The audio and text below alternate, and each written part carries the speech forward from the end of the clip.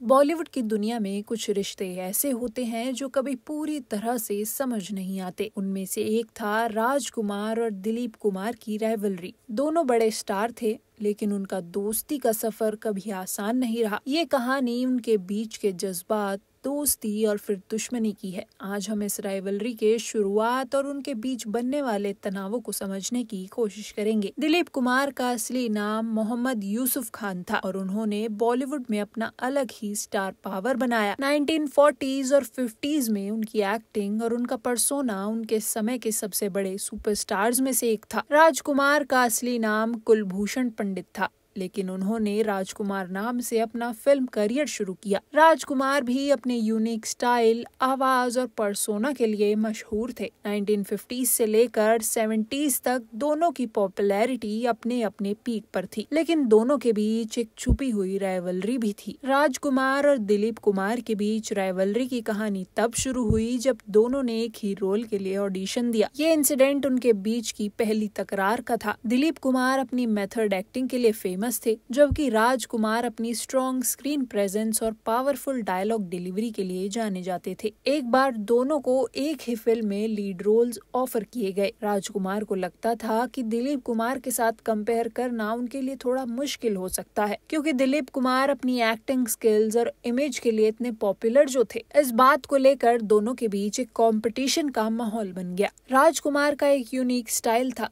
जिसमें उनकी body language और डायलॉग डिलीवरी उन्हें एक डिस्टिंक्ट एक्टर बनाती थी। वहीं दिलीप कुमार अपनी रियलिस्टिक और इंटेंस एक्टिंग के लिए जाने जाते थे। जब दोनों एक फिल्म में काम कर रहे थे तो उनके बीच ईगो क्लैश देखने को मिलते थे। राजकुमार का अपना ईगो था और उन्हें ये पसंद नहीं आता था जब उन्हें दिलीप कुमार के साथ कंपेयर किया जाता था। दिलीप कुमार भी अपने आप को एक सुपीरियर एक्टर समझते थे। ये टेंशन उनके बीच काम करते वक्त कभी न कभी सरफेस पर आ ही जाती थी। दोनों एक्टर्स का बॉलीवुड पर बहुत बड़ा इन्फ्लुएंस था। दिलीप कुमार ने अपनी फिल्मों में इमोशनल डेप्थ और कॉम्प्लेक्स कैरेक्टर्स को रिप्रेजेंटेशन की थी।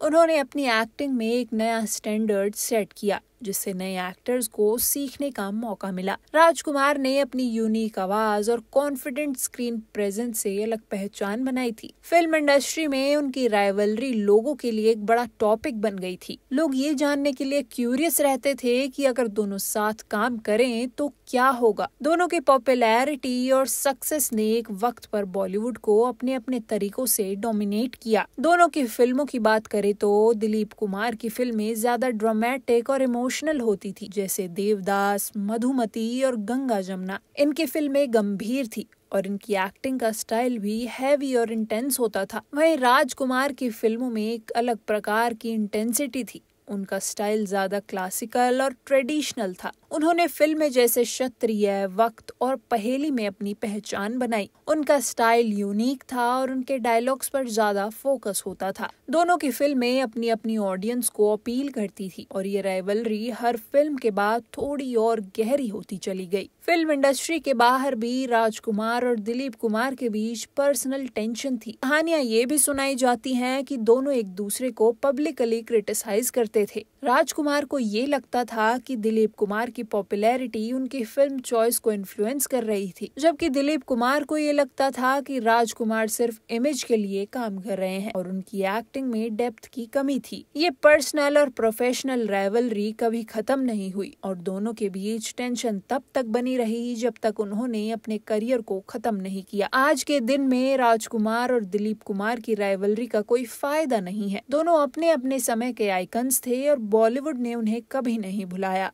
उन्होंने जो योगदान दिया उससे उनकी लेगेसी हमेशा याद रखी जाएगी। उनकी राइवलरी एक याद दिलाने वाली बात है कि हर सुपरस्टार की जर्नी में ईगो और कंपटीशन आते हैं, लेकिन ये भी याद रखें कि उनके बीच का कंपटीशन ही उन्हें आज तक यादगार बनाता है। राजकुमार और दिलीप कुमार की राइवलरी हमेशा बॉलीवुड के इतिहास में एक दिलचस्प चैप्टर रहेगी। ये सिर्फ एक एक्टिंग कंपटीशन नहीं था, ये उनके बीच की पर्सनल और प्रोफेशनल चैलेंजेस की कहानी थी। आज भी उनका नाम लेते ही हम उनके बेहतरीन परफॉर्मेंस और उनकी राइवलरी को याद करते हैं।